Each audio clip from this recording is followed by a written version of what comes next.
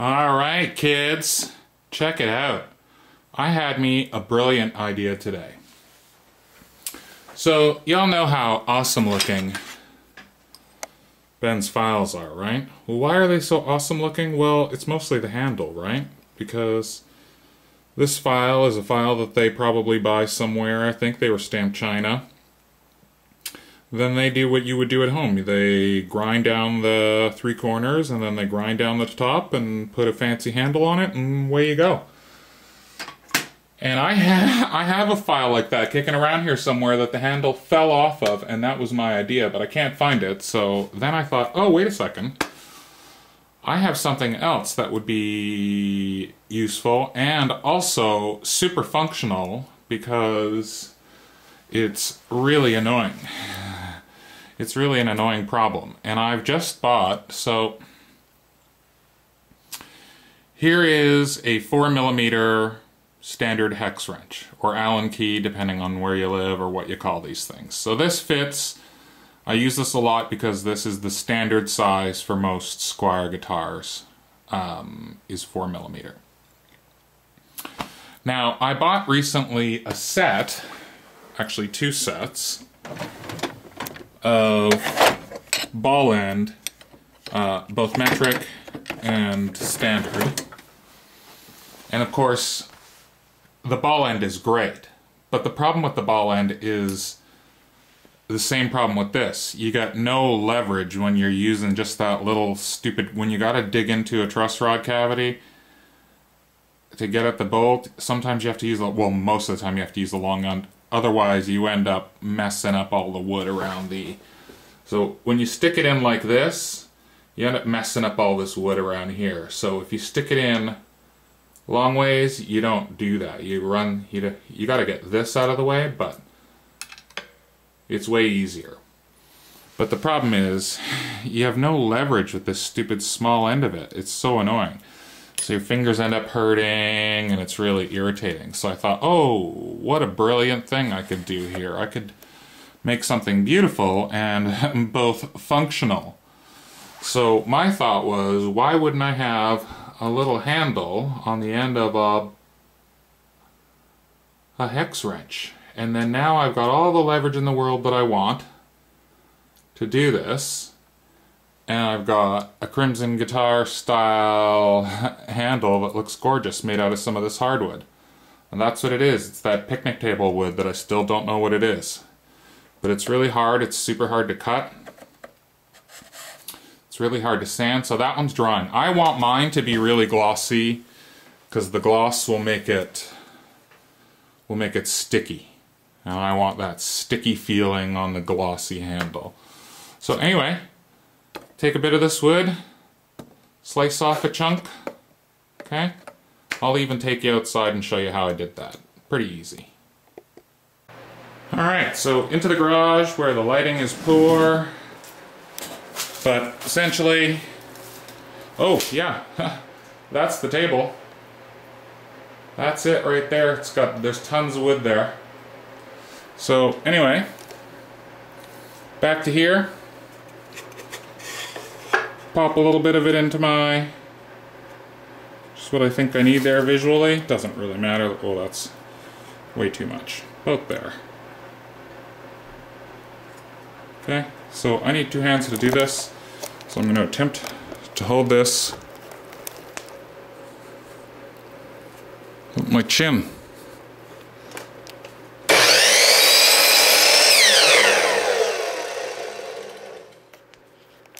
Alright, I hope chin cam worked out there.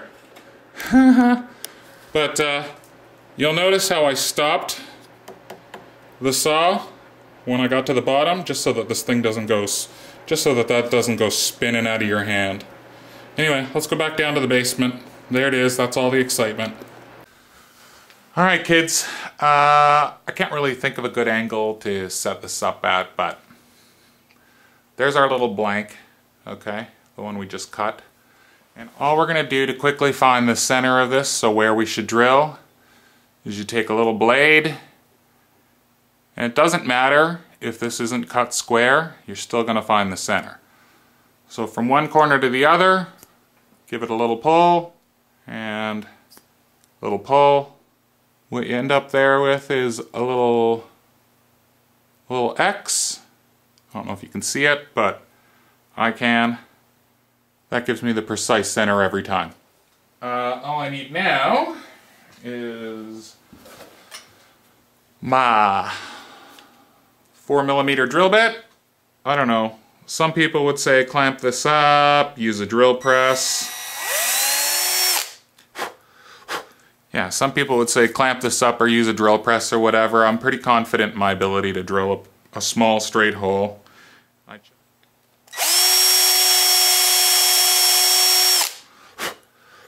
Alright, so end up with a little 4mm hole, which that fits into perfectly, as you can clearly see. Now I don't want it right at the end, so when I set it, when I'm gluing it, I'm going to glue it so that there's a little bit at the end here, and then when I bevel these edges, it's just so that this doesn't get in the way of anything. I'm not hitting anything while I'm doing it like that, but yeah, that's going to give you a whole pile more leverage. So really the end of this, the other part of this, the last part of this, is just shaping it and sanding it down to whatever you prefer. So let's have a look at what I did. Alright, now there's a couple of ways to achieve what you want, but I just start by, and you'll notice that I have a little pile of dust here. I'm saving that on purpose because then I just shove that in the back end of it when I glue it, and it just, because it's a hex wrench, so it just fills those little cavities. But anyway, I just start by cleaning it up first. And I put this is a piece of 100 grit sandpaper just on a flat surface.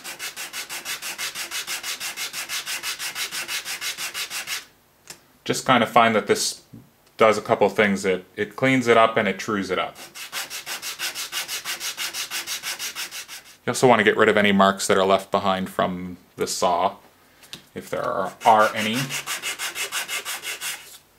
And if you don't have a chop saw like I have, you can cut this with a hand saw. Same thing. Handsaw, jigsaw, whatever you got laying around to cut something.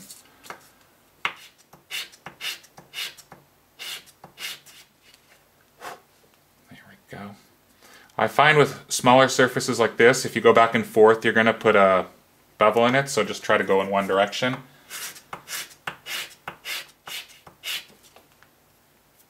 Okay, so that's mostly cleaned up. That's pretty good. And then pretty much from there, shape it and carve it however you like. It's really up to you. So I went and I grabbed me a cheap file from Home Depot. I think this was like, I don't know, 17 bucks? Nicholson. So this would be like whatever the Home Depot brand is. But this is great. This has been great. I've used this for wood and metal and all kinds of stuff. So you can measure this and you can do all kinds of stuff and you can go really crazy trying to measure exactly what your bevels want to be, but I'm just not that guy. Like if you really had to, because I want to bevel the bottom end, I want it to come down at a bit of an angle, right? So I didn't do this with the last one. I just sort of eyeballed it. But if you want to be precise about the facets that you're cutting it in, you know, just grab some sort of straight edge like this, and then you draw your facets in so that you have something to follow. Yeah, this is why I don't like doing this with small things. This is fiddly. This is why I didn't do it with the last one. Okay, that's good enough. So I think for the sake of demonstration here, all I'm going to do is just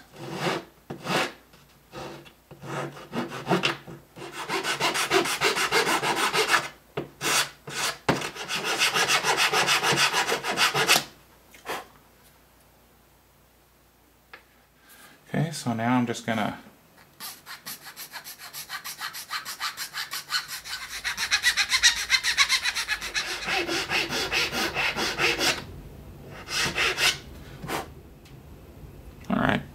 That looks relatively even to me. Okay. So it doesn't take very long. And then I'm going to take mine and I'm going to get rid of those tool marks with this 100 grit.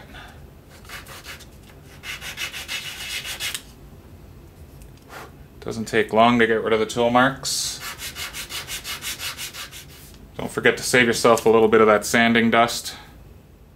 I don't know if you can see those there, what the camera's choosing to focus on today, but I got tooling marks there and I'm just getting rid of them.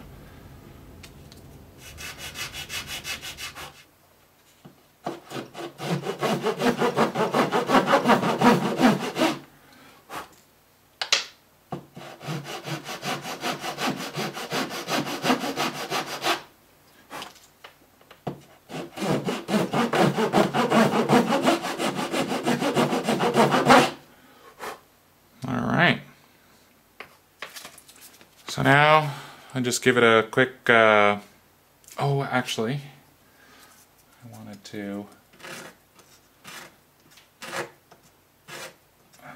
slightly round over the bottom. Okay, so then just my 400 and real light sand all over. To clean it up. Took all the scratch marks out of it from the 150 grit.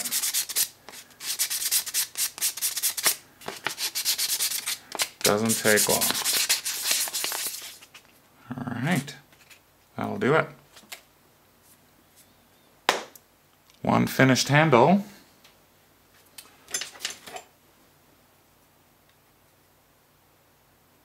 And I reckon gonna mount it just about like that. But before I mount it, I'm gonna finish it. And so again, this is finish the thing however you please, okay? So this is not an instructional guide on how to finish it or how to even cut it exactly the way I've cut it. Cut it however you want. The idea is just grab a little bit of wood, cut whatever shape you like or you feel like you're confident in cutting, and get after it, because look what you can do with some scrap wood. You can make something really beautiful and bespoke looking. I mean, that's without any finish. That's just cleaned up. Isn't that gorgeous? All that different coloring. It's just incredible, isn't it? I mean, it's beautiful. Alright, so I'm getting ready to glue this thing in, and I just put a little bit of this sawdust that I have, that I've created, really fine sawdust. And I know this seems tedious, and it's not going to get all the way down to the bottom. But since the glue is going to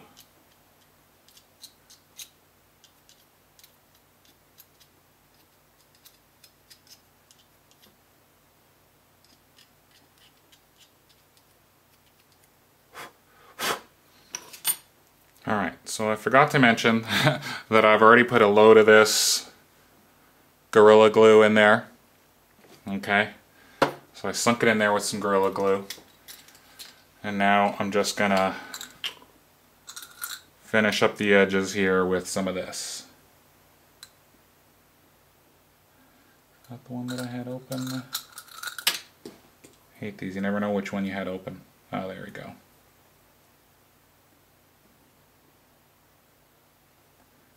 And this will just clean up the edges.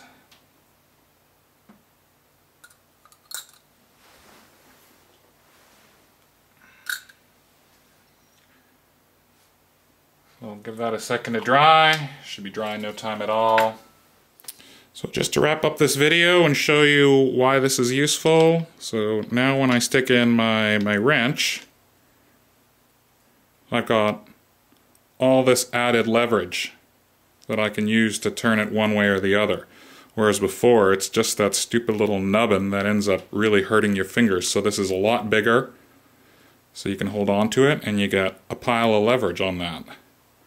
So make it however you want. Make it out of whatever wood you want, make it out of plastic, make it out of metal. But I think that's useful as hell. And that didn't take any time at all.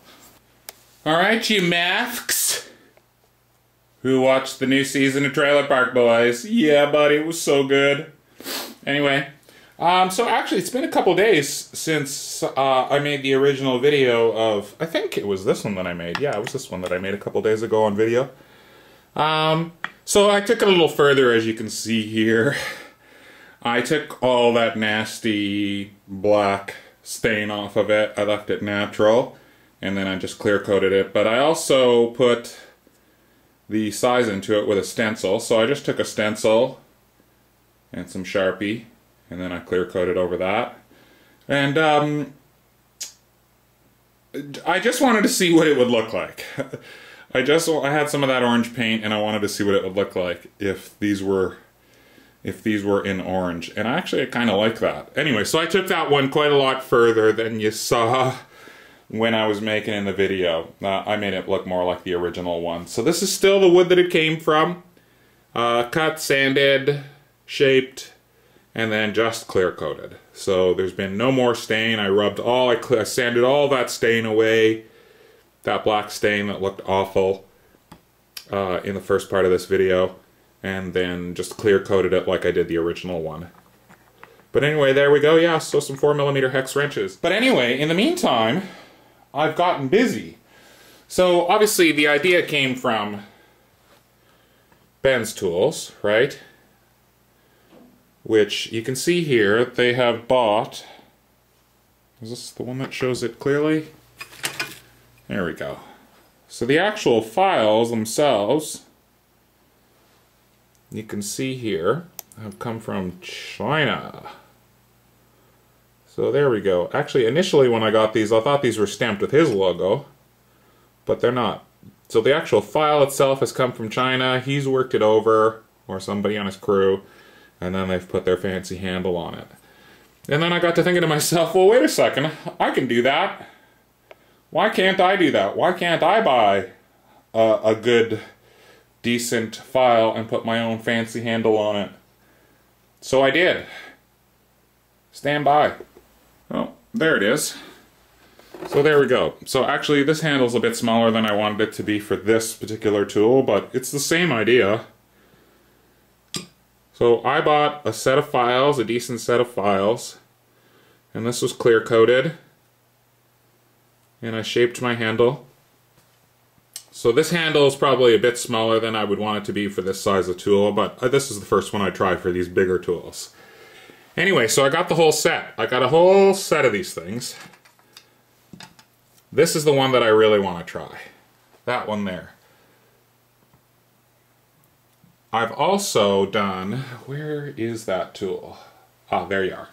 So it came with a bunch of stuff. It came with all these. Now look. So you see here, I've been at this one, and I've three-cornered it.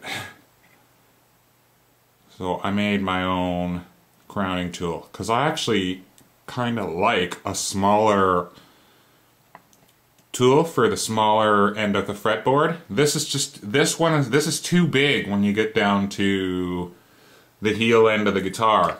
I would prefer a smaller file. I've gotten used to using a smaller file for crowning. All this shit gets in the way. This all gets in the way down at the bottom of the heel, especially with a set neck guitar. So it's a bit of a pain. Or even an acoustic. It makes that hard tool hard to use. So one that's shaped a bit more like this, it's a bit more rounded, the tool, so it's straight in the middle, but it's a bit more rounded at the edge, at either edge. And then I've ground away all the edges.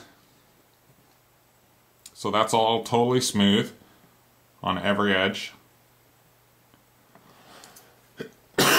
And I did it with that, with a Dremel. So easy peasy. And I'm going to do it to this one too.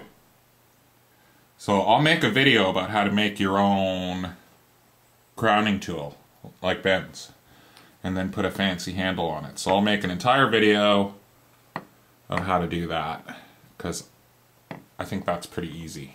And I think you don't need much to do that. So yeah, I'm going to turn a decent set of files into fancy looking ones.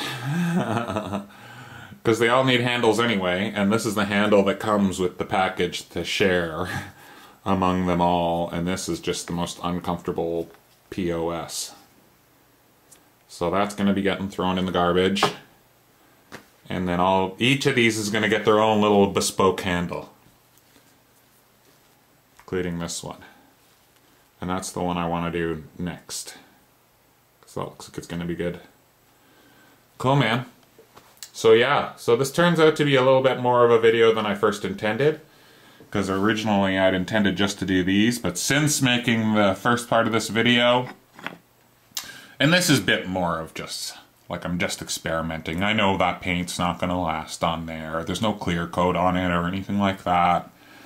I don't expect this orange paint to last. I didn't do this so that it would last forever. This top part, yeah, I'm happy about this top part, but I know I can always scrape all of this paint off and just bring it all right down to bare metal, so I'm not worried about it. I just wanted to see what the orange would look like on there, and I think I like it. So if I wanted to, I would prep this surface properly, prime it, and then paint it orange, and then clear coat it, and then leave a little nubbin at the end there. Probably not black, but like metal color. Leave it like that, or I don't know, find some other color maybe. But I just think it would be fun to do these in some interesting little colors. Because also I'm a visual person, so the fact that this is an odd color would stand out in my toolbox. So it would make it real easy for me to spot in a heap like that. Because that's just the kind of person I am. I've tried many times to have like tool organization stuff, and it just doesn't work for me. Just not that guy. I just put stuff down somewhere and then I go looking for it. And this is going to make it real easy for me to spot. So that's why I did that. So I'm not expecting that paint to last. I only did it just as a visual test. And because I know I can undo it. And that all the work I put into this handle isn't going to go to waste, because this is all shoddy and fucked up. But I'll probably leave it like that. I'm not going to do anything else to that. Just going to leave it like that and see how that wears, actually. But yeah, this whole making my own tools business, or making my own tool handles, rather, and modifying the files seems like a pretty interesting little bit here. So I guess I'm gonna start this series and call it how you can make your own, some of these your own little pro tools here, and make them look fancy and bespoke. But yeah, that's gonna be fun. I think I'm gonna do a whole video doing just this file. See how much we can make this file look like one of Ben's. Because when you think about it, yeah, he's just gone and bought a pretty good, decent file from China somewhere, ground it all down himself, because they just come like this, right? They're just 3-corner files, so who knows what he's paying for that from China. Puts a little bit of timber on it, a tiny little bit of leftover timber on it that he's got left over from making guitars, and boom, there you go. You got something you can charge 30 or 40 pounds for. Alright, so seems to me like for what I paid for this set, that this file is going to end up costing me about $5 or $6, if that, and then some of that wood is going to cost me nothing, and just my time. So I think I can make one of those for less than $5. This is what I think. Oh, and check it out, bitches! I got me some lights now. The shop is proper lit up now. This is great. This is great for me for working and for filming. I can get around any angle now. Anyway, yeah, let's get back to DIYing. Let's get back to making do with what we got and what we can lay our hands on in any store, in any place, and see what kind of creative stuff we can get up to. Because I don't think it's that hard. I mean, yeah, this one's a bit disappointing looking. The handle's pretty small. I don't know what I was thinking putting that handle onto this big tool, but whatever. Actually, there's no glue in that. That's only force fit. Oh, so I can take that off, and I can probably put it on one of the smaller ones. Like that. Come to think of it. Anyway, the point is, despite what that looks like, you can see what I'm going for.